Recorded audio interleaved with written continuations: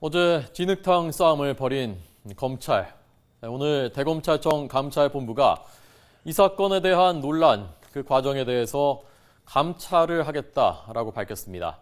진상조사보다 한 단계가 높은 것입니다.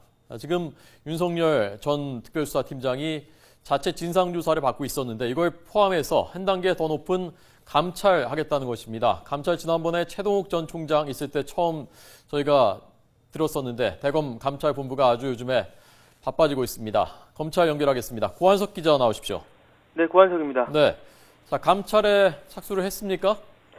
네, 대검찰청은 최근 국정원 대선 개입 의혹 수사 과정에서 불거진 보고 누락 논란 등에 대해 검찰총장 직무대행인 길태기 대검차장이 감찰을 지시했다고 밝혔습니다.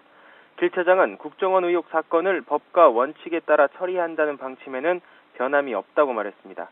그러면서 그와는 별개로 이번에 발생한 문제에 대해서는 철저한 감찰 조사로 진상을 밝히고 그 결과에 따라 엄정하게 책임을 물을 것이라고 말했습니다.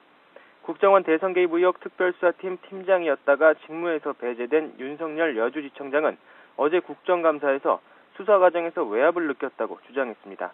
또 국정원 직원들을 승인 없이 체포한 것도 자신에게 전결 권한이 있기 때문에 절차적으로 문제가 없다고 말했습니다. 그러나 조용건 서울중앙지검장은 정식 보고나 결재가 아예 없었다면서 상부 보고는 눈치 보기가 아니라 지켜야 할 정상적인 절차라고 반박했습니다. 또 신중하게 검토해보라고 했을 뿐 외압도 없었다고 말했습니다.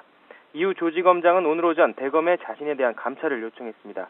대검 관계자는 어제 국정감사 등을 통해 국정원 수사와 관련한 논란이 확산되고 있고 중앙지검 차원의 자체 진상조사만으로는 신속한 진상 파악이 어려워 감찰 착수 결정이 내려졌다고 설명했습니다. 네. 자 그러면 이 감찰 받게 되는 사람들 누구누구가 받게 되는 겁니까? 네, 대검찰청은 구체적인 감찰 대상은 밝히지 않았습니다. 다만 직접 자신에 대한 감찰을 요청한 조 지검장과 핵심 당사자인 윤 지청장이 우선 조사 대상이 될 가능성이 높습니다. 또 국정원 사건 특별수사팀 관계자 30여 명도 조사받을 수 있습니다. 대검 관계자는 조사 대상과 범위는 감찰본부가 결정할 것이라면서 서울중앙지검이 진행하던 윤석열 여주지청장에 대한 진상조사는 중단될 가능성이 크다고 설명했습니다. 또 감찰 대상자가 되더라도 직위 해제 등의 조치는 없을 거라고 덧붙였습니다. 이와 함께 외압 의혹은 보고 누락 논란의 양면과도 같다고 말해 감찰 대상에 포함됐음을 내비쳤습니다.